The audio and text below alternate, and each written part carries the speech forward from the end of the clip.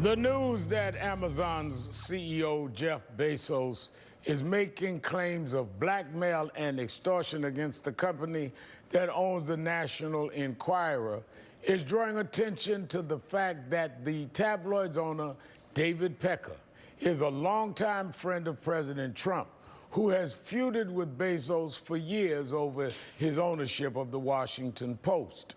Keep in mind that Pecker already admitted to using his company to make hush money payments to women on behalf of Donald Trump. Could the Bezos attack also be politically motivated? Let's talk to someone who used to work for both Donald Trump and David Pecker.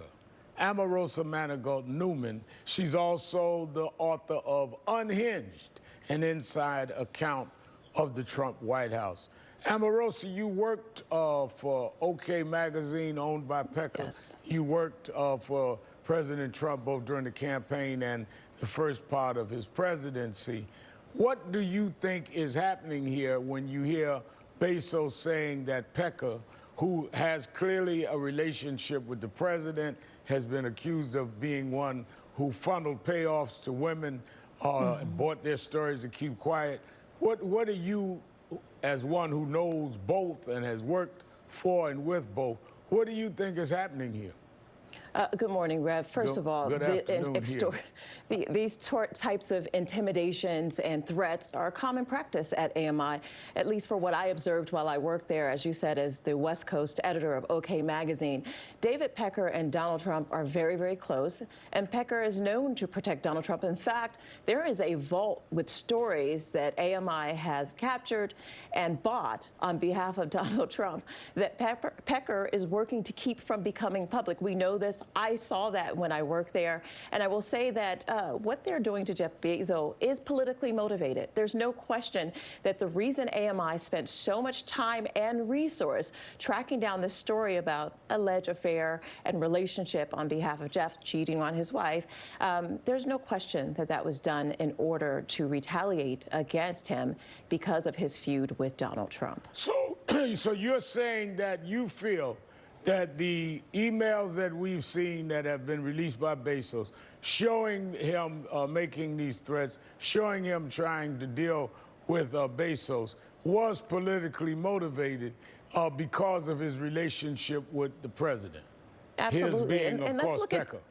Let's look at the facts. I mean, Donald Trump gleefully tweeted out the story, promoted it, laughed about it, and indulged in it because he has a relationship with Pecker. It would be surprising to me that there was a channel of communication between Pecker and Trump as these things were unfolding. Look at that tweet, and you can see that Donald Trump not only was happy about it, but he was applauding the efforts on behalf of AMI to bring Jeff Bezos down. So you're saying, as a former aide to Donald Trump and one who worked his campaign, that you would suspect there may have even been communication between the president and Pecker during this time? Yes, because let's look at this. David Pecker has a cooperation agreement with SDNY, federal prosecutors, and he actually agreed that he would not, after taking that agreement, engage in any type of criminal activity going forward. I see extortion and blackmail as a form of criminal activity, and it's an extension of what he's been doing for Donald Trump from at least in 2011 when I worked for AMI to even to this day. This release of these emails demonstrate a pattern of behavior that's very common practice at AMI. What would be the end goal? To get Mr. Bezos to back off on some of the things that they being Trump and Pecker, did not want out? Well, they've been very effective of going after Donald Trump's opponents or detractors. Let's look at what they did to Hillary Clinton during the campaign. AMI collectively ran over 50 covers with negative headlines about then-candidate Hillary Clinton, with all sorts of accusations, things to undermine her as a candidate. And they did it, to my opinion, to some very great effect. And it was very effective to anyone that went down the grocery store aisle and saw those images would be influenced by thinking that she may have been deteriorating, that she had relationship problems, all the different headlines that AMI purposely used to undermine her. And that is the same case with what they're doing going after Jeff Bezos. As one that worked in the White House as well as the campaign, Have you seen this kind of operation, if not directly with Pecker, but where the campaign and the president's people and the president would use friends in the media to go after his opponents and go after his critics?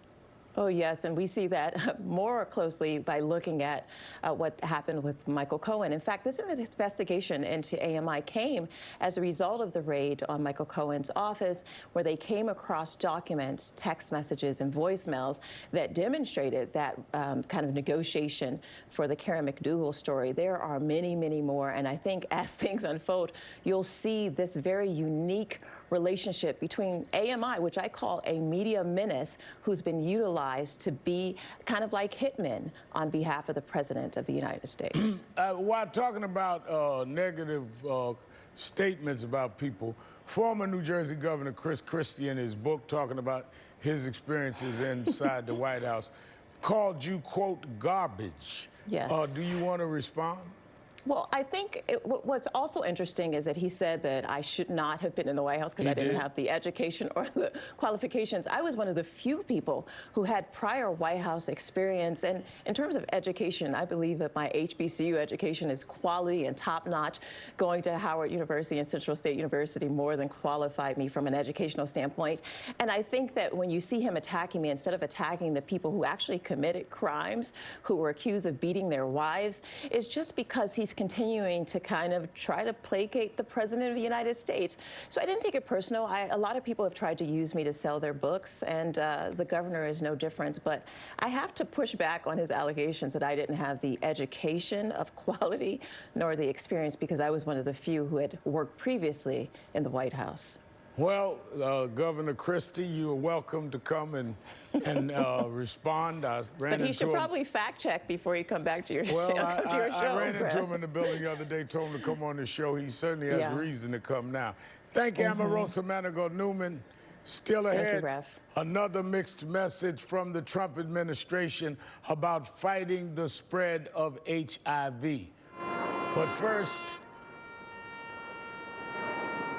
as we celebrate Black history, we pause to remember an extraordinary woman. Marcelite J. Harris was the first Black woman to serve as Major General in the U.S. military. She retired in 1997 as the highest-ranking female officer in the Air Force and the nation's highest-ranking Black woman in the Department of Defense. Harris died in September at the age of 75. On Thursday, Major General Harris was buried with full military honors in Arlington National Cemetery. Her daughter described what it was like growing up with such a role model. It didn't register with me that it was something special because she was Mom, and it was like she just got up every day and got dressed. Now, looking back on seeing her in her uniform and seeing the stars, they shined so bright and they seemed so big, and she was just always on point. An amazing woman with an amazing legacy. We'll be right back.